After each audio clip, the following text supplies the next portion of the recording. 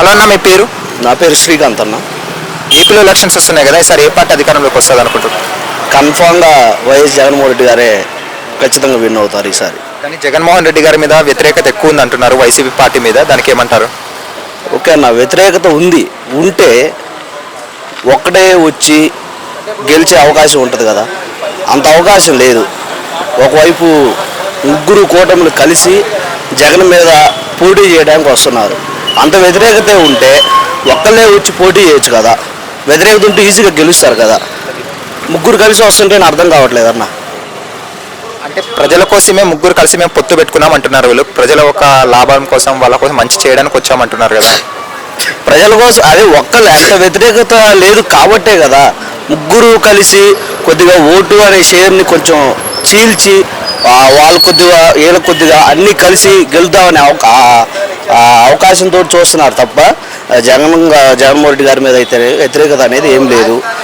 ప్రతి ఒక్క పథకం అన్నిటికీ చేరింది. ఈవెన్ మా ఇంట్లోనే చూసుకుంటే నాకు కాలేజ్ ఫీజు కట్టారు, ఫీజు రిమబర్స్మెంట్ లాగా వచ్చింది నాకు. మా అమ్మకి ఆసరా, వితంతు పెన్షను, రైతు భరోసా అన్నీ ప్రజల దగ్గర నుండి 10 రూపాయలు ఇచ్చి 20 రూపాయలు తీసుకుంటున్నారు అంటున్నారు కదా జగన్మోహన్ రెడ్డి. అవునన్నా, ఓకే తీసుకున్నారన్నారు. ఎక్కడ తీసుకునేది మనకి ఇంటికి వచ్చేయని మనం ఇవ్వట్లేదు కదా. మన ఇంట్లో నిత్యావసరాలు ప్రతి ఒక్కటి ఇక్కడ తెలంగాణ కాదు ఎక్కడైనా నిత్యావసరాలు అనేది ఎక్కడైనా కామన్, మనం ఖచ్చితంగా కొనాల్సిందే. ఓకేనా, అంతకుముందు ప్రభుత్వమే సరే ఎక్కడైనా ఇచ్చారా? నేరుగా మన అకౌంట్లోకి ఎప్పుడు కూడా 1 రూపాయి వచ్చింది ఎప్పుడూ లేదు. ఇప్పుడు వస్తున్నాయి కదా. మరి అంతకుముందు మనకేమి ఇవ్వలేదే, మరి అప్పుడు ఏమైంది? అప్పుడు కూడా మనం తినటమే మానేలేదు కదా, ఇంట్లో నిత్యావసర సరుకులు కొనడమే మానేలేదు కదా, మరి అప్పుడే మనకేమి ఇవ్వలేదే. మరి జగన్ గారి పరిపాలనలో పోలవరం కానీ అమరావతి కానీ డెవలప్మెంట్ ఎందుకు జరగలేదు? పోలవరం అంతకుముందు చంద్రబాబు ఉన్నప్పుడు వాళ్ళ ఎస్టిమేషన్ ప్రకారం ఒక విధానం చేశారు. అయితే నేను రీసెంట్గా ఒక న్యూస్లో చూశాను, ఒక బీజేపీ నాయకుడు చెప్పాడు, పోలవరం నాకు ఇలా వద్దు, ఇలా చేస్తే నాకు తప్పుడు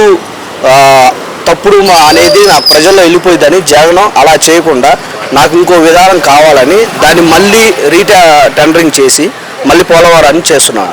వైఎస్ షర్మిల గారి గురించి ఏమంటారు?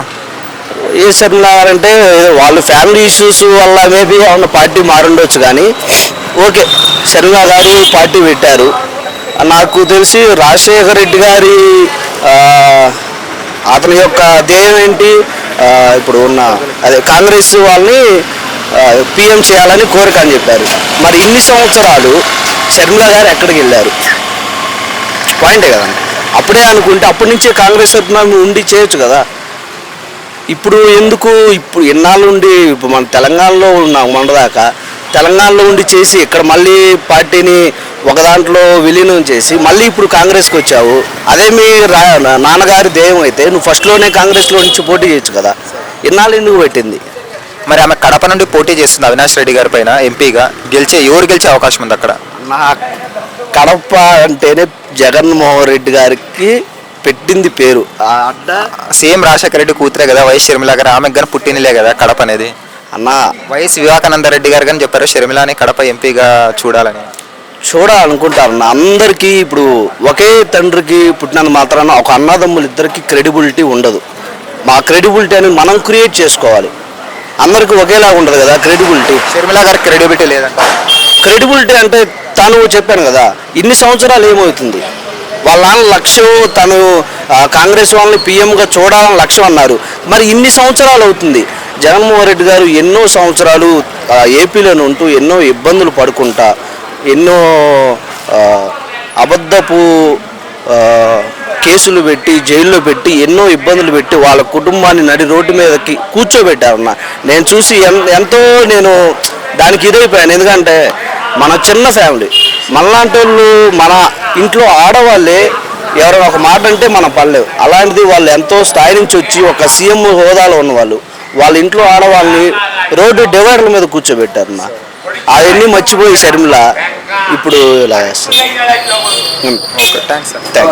హాయ్ ఫ్రెండ్స్, మా ఫ్యూచర్ టుడే ఛానల్ చూస్తున్నందుకు చాలా థ్యాంక్స్. మరిన్ని లేటెస్ట్ వీడియోస్ కోసం వెంటనే సబ్స్క్రైబ్ చేయండి. అలాగే ఈ బెల్ ని కూడా రింగ్ చేసేయండి. మా లేటెస్ట్ వీడియోస్ నోటిఫికేషన్స్ అన్నీ మీ మొబైల్లో వస్తాయి. మా వీడియోస్ మీకు నచ్చితే లైక్ చేయండి, షేర్ చేయండి, నచ్చకపోతే కామెంట్ చేయండి.